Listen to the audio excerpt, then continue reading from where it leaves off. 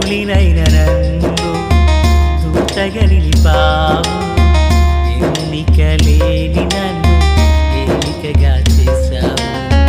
ధూళినైన నన్ను దూతగా నిలిపావు, ఎన్నిక లేని నన్ను ఏలికగా చేశావు.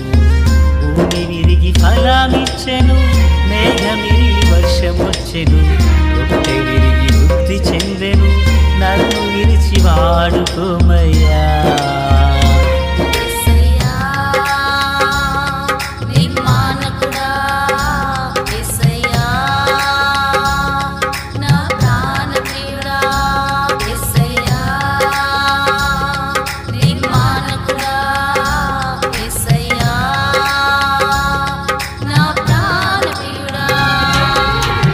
ధూళినైన నన్ను దూతగా నిలిపావు, ఎన్నిక లేని నన్ను ఏలికగా చేశావు. ధూళినైన నన్ను దూతగా నిలిపావు, ఎన్నిక లేని నన్ను ఏలికగా చేశావు. మన ప్రభు అయినటువంటి యేసుక్రీస్తు వారి పరిశుద్ధమైన నామములో తండ్రి అయిన దేవాది దేవునికి నిత్యము స్తుతియు స్తోత్రములు, మహిమయు ఘనతయు ప్రభావములు యుగయుగములు ప్రభునకే చెల్లునుగాక. ఆత్మీయులారా, బాగున్నారు కదా? మరో పర్యాయం మనం ఇలాగున కలిసి దేవుని వాక్యాన్ని ధ్యానించే కృపను దేవుడు మనకు దయచేశారు. ఈ దినాన పునరుత్థాన ఆదివారం. గత వారమంతా దేవుడు మనలను, మన కుటుంబాలను కాచి కాపాడినందులకు గాను కృతజ్ఞతా హృదయంతో మనము దేవుని సన్నిధిని నివసించవలసిన వారమునై ఉన్నాం.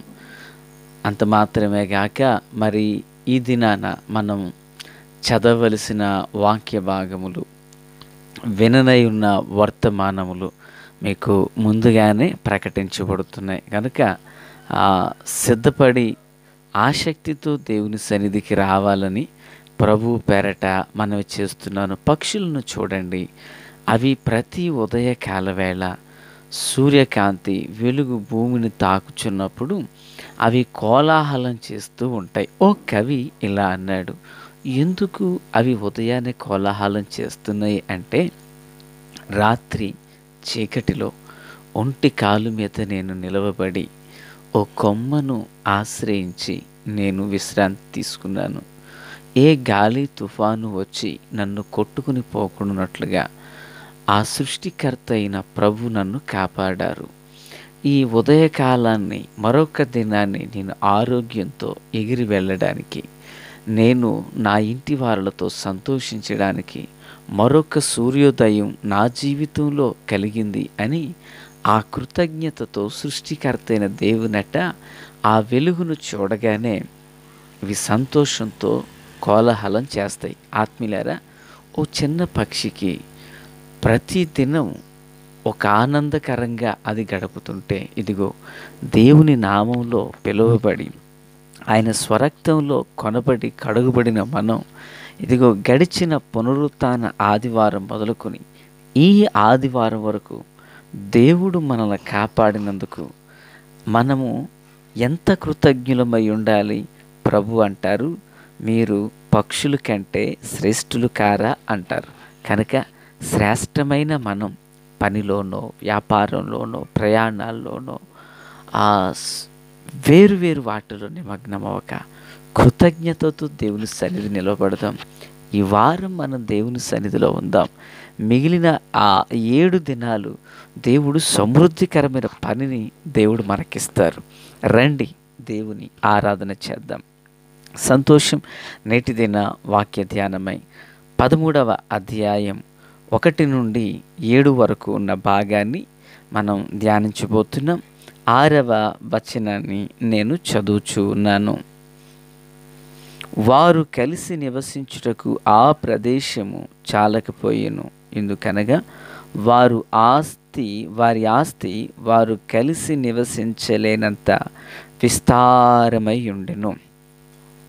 ప్రార్థన. తండ్రి దేవ, స్తోత్రాలు. ఈ వాక్యం ద్వారా మాతో మాట్లాడి మమ్మను అందరినీ బలపరచమని, మీ స్వరాన్ని వినిపింపచేయమని యేసునామమున అడుగుచున్నాము మా పరమ తండ్రి, ఆమెన్. ఆత్మీయులారా, బాగున్నారు కదా? దైవభక్తుడైన అబ్రహాము జీవితంలో మరో మజిలీని మనం ధ్యానం చేయబోతున్నాం. వారు ఐగుప్తు దేశానికి వెళ్ళారు. ఫరో ఇంటిని అక్కడ వేదనల చేత ఇబ్బంది పెట్టారు. వారు తిరిగి నెగేబునకు అనగా దక్షిణ పాలస్తీనాకు తిరిగి వచ్చారని, మొదటగా హాయికి బేతేలుకు మధ్య ఎక్కడైతే మరి గుడారాన్ని వేసి ఆదికాండం 12వ అధ్యాయం ప్రియులరా మరి 7-8 వచనాల్లో ఎక్కడైతే బలిపీఠాన్ని కట్టాడో 8వ వచనాన ఆ బలిపీఠం దగ్గరకు వచ్చి ప్రార్థన చేసుకున్నాడు అని చూస్తున్నాం. అయితే 6వ వచనం ఒక బాంబు పేలినట్లుగా ఉంటుంది. ఏంటంటే వారు కలిసి నివసించలేనంతగా వారి ఆస్తి విస్తరించింది అని మనం చూస్తున్నాం. ప్లరా అయితే ఇప్పుడు ఫలితంగా ఏంటంటే అబ్రహాము లోతుని అడుగుతాడు, నాన్న నువ్వు కుడి తట్టుకు వెళితే నేను ఎడమ తట్టుకు, నువ్వు తూర్పుకు వెళితే నేను పడమరకు వెళతాను, సో చాయిస్ ఇస్ యువర్, నువ్వు ఎక్కడికి వెళ్తావు అంటాడు. అప్పుడు ఈ లోతు గారు అంటారు, నేను యోర్దాను క్షమించండి సొదొమ గొమొర్రాల వైపు వెళతానంటాడు. ఓకే, తాను అక్కడికి వెళ్ళడం జరిగింది. పిల్లలు ఇక్కడ మనం తీసుకోవాల్సిన మాట ఏంటంటే వారు ఆస్తులు విస్తరించాయంట. ఫలితంగా ఏమయ్యారు? అన్నదమ్ములు మన్నించండి తండ్రి కొడుకులు విడిపోయారు అన్నట్లుగా చూస్తున్నాం. నిజానికి దేవుడు ఆదిలో మరి ఆదాము హవ్వలను అబ్రహామును పిలిచినప్పుడు, అయ్యా నేను మిమ్మల్ని ఆశీర్వదిస్తున్నాను, మీరు ఆశీర్వాదకరంగా ఉండండి, మీరు భూమిని నిండించి విస్తరించి దాన్ని సేద్యం చేసి ఫలించండి అని ప్రభువు చెప్పారు. అయితే పిల్లరా వీళ్ళు ఇక్కడ విస్తరించారు, కానీ ఆ విస్తరణ దేనికి దారితీసింది? విడిపోవడానికి దారితీసింది. వీళ్ళు విస్తరించారు. లోతు గొర్రెల కాపరులు, అబ్రహాము గొర్రెల కాపరులు గొడవలు పడడానికి దారితీసింది. ఈరోజు దేవుడు మానవుని విస్తరించాలని కోరాడు, కానీ ప్రభువు కోరిన విస్తరణ వేరు, మనుషులు పొందుతున్న విస్తరణ వేరు. ప్రియులారా, దేవుని పిల్లలుగా ఈరోజు మన జీవితంలో కూడా విస్తరణ అనేది లోకంలో లౌకికంగా కాదండి. విస్తరణ అనేది ఆధ్యాత్మికంగా ఉండాలి. అంటే కుటుంబపరంగా విస్తరించవద్దా? నో, అది కాదు. నీవు లౌకికంగా లోకపరంగా విస్తరించడం కంటే ముందు ఆధ్యాత్మికంగా విస్తరించు. దేవుని వాక్యం సెలవిస్తుంది, మొదట దేవుని నీతిని ఆయన రాజ్యాన్ని వెదకండి, అవన్నీ మీకు తర్వాత అనుగ్రహించబడతాయి. నీకు ఇల్లు కావాలా, సంతానం కావాలా, ఉద్యోగం కావాలా, వ్యాపారం కావాలా, నీ బిడ్డలకు మంచి భవిష్యత్తు కావాలా, నీ కుటుంబంలో నెమ్మది కావాలా, నీ దేహానికి ఆరోగ్యం కావాలా, అన్నీ దేవుని చేతిలో ఉన్నాయి. తగిన కాలాన దేవుడు మనకిస్తారు. అయితే మొదటగా మనము ఆధ్యాత్మికంగా విస్తరించాలి. పౌలు గారు అంటాడు, మొదట మీరు క్రీస్తుతో కూడా లేపబడిన వారైతే పైనున్న వాటిని వెదకండి అయ్యా, భూ సంబంధమైన వాటి మీద మీ మనసు పెట్టకండి. అక్కడ ప్రభు ఉన్నాడు, ప్రభుని వెతికితే ప్రభునకు మీకేం కావాలో తెలుసు, కనుక మీకు కావలసినవన్నీ దేవుడిస్తాడు అని చెప్తారు. ప్లస్ ఇప్పుడు విస్తరించినటువంటి వీరు ఆస్తులు విస్తరించాక అనురాగంలో దూరం అయిపోయారు. ఈ రోజుల్లో కూడా చూడండి, ఒకప్పుడు ఉమ్మడి కుటుంబాలు అనేవి ఉండేవి. చక్కగా అమ్మ, నాన్న, పిల్లలు అందరూ రౌండ్ టేబుల్ సమావేశంలాగా కూర్చుని మధ్యలో ఒక కిరసనాయలు దీపపు బుడ్డి పెట్టుకుని, ఆ రోజుల్లో కరెంట్ లేనటువంటి సమయాలు పిల్లరా అమ్మ చేతుల మీదుగా వడ్డిస్తుంటే అందరూ కలిసి తినేటువంటి వాళ్ళు. పిల్లరా ఈ రోజుల్లో ఆ ఐక్యత ఎక్కడ చూస్తున్నాం? లేదు కదా. ఈరోజు నేను వస్తున్నా, లేట్ అవుతున్నా, నువ్వు భోంచేసి పండుకో, అవసరం పెట్టుకుని తింటాను, అయిపోయింది అంతే జీవితం. పిల్లరా ఆ రోజుల్లో మరి ఇంట్లో 2, 3, 4 కలిసి ఉమ్మడి కుటుంబం, అర్థవంతమైన జీవితం, ఆప్యాయత, అనురాగాలు ఎంత సమృద్ధిగా ఉండేవి. ఆ రోజుల్లో ఆస్తులు తక్కువ ఉన్నాయి, అనురాగ ప్రేమలు ఎక్కువ ఉన్నాయి. ఈరోజు ఆస్తులు ఎక్కువ ఉన్నాయి, ఈరోజు అనురాగ ప్రేమలు తగ్గిపోయినాయి. కలిసి 10 నిమిషాలు మాటలాడలేనంత తీరిక, బిజీ అయిపోయారు ప్రజలు. అదంతా ఎందుకు? అకేషన్లో కూర్చుని భోంచేసే వాళ్ళు ఎవరున్నారు? అంతా బఫీ బఫీ బఫీ అంటూ ఫాస్ట్ ఫుడ్ సెంటర్లో నుంచుని తినడమే, హోటల్లో నుంచుని తినడమే, శుభకార్యాల్లో నుంచుని తినడం. తొందరగా తినేయాలి, తొందరగా వెళ్ళిపోవాలా, తొందరగా అనకూడదు, పోవాలా.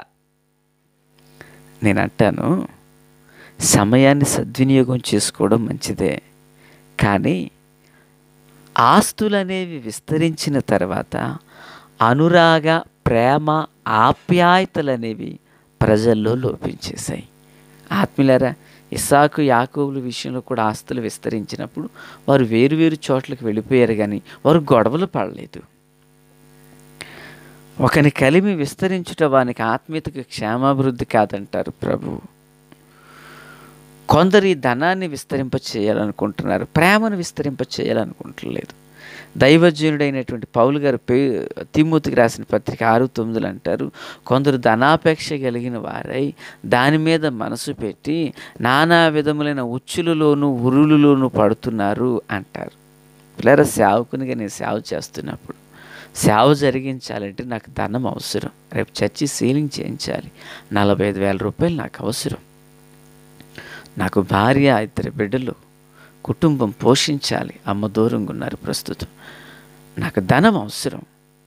ఈరోజు ఈ మాటలు వించిన నీ జీవితంలో, నీ కుటుంబానికి పోషణకు, నీ వ్యాపారానికి, నీ వ్యవసాయానికి, నీ చేతి పని పెట్టుబడి పెట్టడం కొరకు, ఇంటి నిర్మాణం కొరకు, బిడ్డ పెళ్లి చేయడం కొరకు, బాబుకు ఉద్యోగం తీసుకురావడం, ఎంతో ధనం అవసరం. అయితే ఆ ధనంలో నువ్వు విస్తరించకూడదు. విస్తరణ అనేది ఆధ్యాత్మికంగా జరగాలి. అంటే ఎక్కువ ధనం ఉంటే దాన్ని తీసుకెళ్ళి కాలువలో వేయాలా? No no no no no no అది కాదు దాని ఉద్దేశం. నీ జీవితానికి ధనం విస్తరించబడిన దాని మీద నీ మనసు ఉండకూడదు. నీ మనసు దేవుని మీద ఉండాలి. ఇప్పుడు లోతు, అబ్రహాములు కొన్ని సంవత్సరాలుగా కలిసి ప్రయాణం చేస్తున్నారు. ఊరు నుండి వారు కనానుకు వచ్చారు, కల్దీ నుండి కనానుకు వచ్చారు. ఇక్కడికి వచ్చాక ఎందుకు వాళ్ళు విడిపోతున్నారు? ధనమే కదా. ఈరోజు అనేక కుటుంబాలు ప్రేమలో చల్లారిపోవడానికి ధనం కదా. ఈ మాటలు వినిచిన ఆత్మీయులారా, ఒక్కసారి దేవుని బిడ్డలుగా మనం మనసు పెడదాం, ఆలోచించేద్దాం.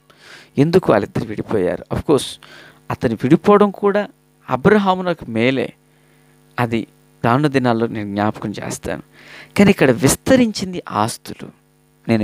నేను చెప్పే మాట, మనం ఆత్మలో విస్తరించాలి, ప్రార్థనలో విస్తరించాలి, అభిషేకంలో విస్తరించాలి, ఆత్మీయతలో విస్తరించాలి, సంఘంలో విస్తరించాలి, దైవత్వంలో విస్తరించాలి, దేవుని ప్రేమను పంచే విషయంలో విస్తరించాలి. వాక్యం సెలవిస్తుంది, వారిలో ఒంటరి అయిన వాడు 1000 మందిగను, ఎన్నిక లేనివాడు బలమైన జనాంగమగునని. ఆ కృపచేత మనం నింపబడదుము గాక. తండ్రి స్తోత్రాలు. వాక్యమందరి హృదయాల్లో ఫలభరితం చేయండి. మీరు కోరిన విస్తరణ మాలో జరుగునుగాక. యేసు నామమున ఆమేన్.